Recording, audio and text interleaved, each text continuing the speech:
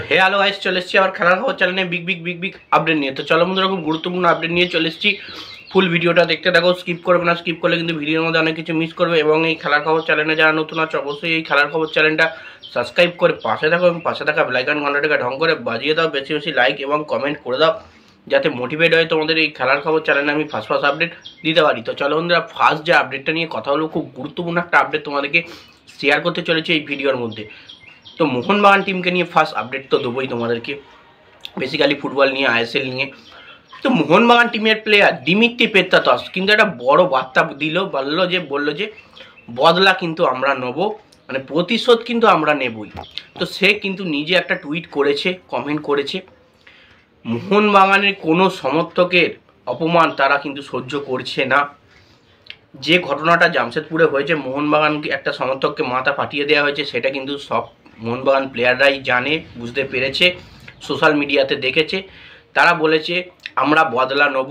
Dmitry বলেছে basically, আমরা বদলা নেব, আমরা ওদের হারিয়ে ফাইনালে উঠব। ওয়েলকাম টু হোম, তোমরা সেফলি ঘরে ফেরো। এবং আমরাও ফিরছি হোম গ্রাউন্ডে বদলা নেওয়ার জন্য। তো সেক্ষেত্রে কোনো রকমই কিন্তু ছাড়বো না, আমরা ম্যাচটা জিতেই কিন্তু বের হব। তো দিমিত্রি পেত্রাতসের থেকে এরকম মন্তব্য তো অবশ্যই আমরা শুনে আসি, আবারও কিন্তু শুনলাম। সে সমর্থকদের এত ভালোবাসে, মোহনবাগান সমর্থকদের কোনো অপমান কিন্তু সহ্য করতে পারে না দিমিত্রি পেত্রাতস। সে কারণে কিন্তু এত বড় মন্তব্য করেছে। এবং ম্যাচে কিন্তু সে যেহেতু বলেছে জেতাবে, একদম কন্টিনিউ যে কথাটা বলে সে কথাটা কিন্তু সে রাখে। সেক্ষেত্রে আমরা 100% ভেবে নিতে পারি দিমিত্রি পেত্রাতস কালকের ম্যাচে কিন্তু গোল করছে, এমনটাই কিন্তু আমি বার্তা দিচ্ছি। কারণ দিমিত্রি পেত্রাতস যখন সে চ্যালেঞ্জ দেয়, চ্যালেঞ্জ সবসময় সে জেতে। তো যাই হোক, এরকমই দিমিত্রির বার্তা ছিল। নেক্সট আপডেট যেটা, সেটা হচ্ছে সঞ্জীব গোয়েঙ্কা কিন্তু রেগে গেল। এমবিএসজির মালিক সঞ্জীব গোয়েঙ্কা কিন্তু রেগে গেল। রেগে যাওয়ার কারণ, ওখানকার সমর্থকদের প্রচুর পরিমাণে অত্যাচার মোহনবাগান সমর্থকদের ওপর হয়। সে কারণ অ্যাওয়ে সমর্থক যখনই যায় কিন্তু তারা অত্যাচার করে। সেখানকার পুলিশ কিন্তু তাদের সমর্থকদের কোনো রকমই গাইড করে না। অপোনেন্ট যারা আসে খেলা দেখতে, অন্য টিমের সমর্থক, তাদেরকে কিন্তু লাঠিচার্জ করে।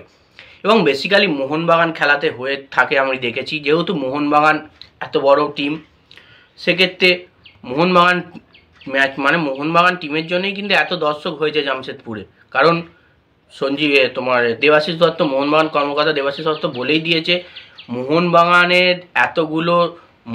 এত বড় ক্লাব, মোহনবাগানের সঙ্গে খেলা হলেই কিন্তু এদের এত দর্শক এখানে হয়। তো সেক্ষেত্রে মোহনবাগান টিমের ওপর একটা রাগ আছে তাদের, পরপর 2 বছর লিগ শিল্ড উইনার হয়েছে। তো সেক্ষেত্রে পুলিশও অত্যাচার করলো এবং জামশেদপুর সমর্থকরা তো অত্যাচার করছেই মোহনবাগান সমর্থকদের ওপর। এবং জামশেদপুর কিন্তু কলকাতায় খেলা দেখতে আসবে না, তারা জানে তাদেরকে পুরোপুরি ঘিরে ফেলবে। যে সমস্ত সমর্থক জামশেদপুরে ছিল, তার থেকে দ্বিগুণ সমর্থক কিন্তু যুবভারতী ক্রীড়াঙ্গনে মোহনবাগানকে সাপোর্ট করতে আসবে। সে কারণেই কিন্তু ভয়ে জামশেদপুর কোনো ট্রাভেলিং ফ্যান কিন্তু আসবে না। তো যাই হোক, এই কারণেই কিন্তু প্রচুর পরিমাণে রেগে গেছে সঞ্জীব গোয়েঙ্কা। তারা ওখানে পুরোপুরি নিরাপত্তাহীনভাবে খেলা দেখতে যায় মোহনবাগান সমর্থকরা, যাতে নিরাপত্তাহীন না হয়ে যাতে খেলা দেখতে যেতে পারে। তাহলে সেক্ষেত্রে পুরোপুরি নিরাপত্তা দিয়ে কিন্তু মোহনবাগান টিমের সমস্ত সমর্থকদের কিন্তু খেলা দেখতে দিতে হবে। এবং মোহনবাগান গ্যালারি যেখানে করা হয়েছে, সেখানে কিন্তু জামশেদপুরে প্রচুর পরিমাণে ট্রাভেলিং ফ্যান কিন্তু চলে আসছে।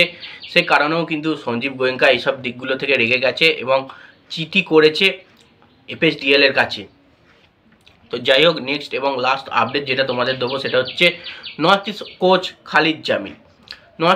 খালিদ জামিল কিন্তু বলেছে মন্তব্যে যে এমনটাই তারা দাবি করছে জামশেদপুর, যে তারা কিন্তু কলকাতায় খেলতে আসবে না, এমনটাই কিন্তু দাবি করছে। মানে সেখানে তারা ভয় পাচ্ছে, নিরাপত্তা কোনো রকম হতে পারে।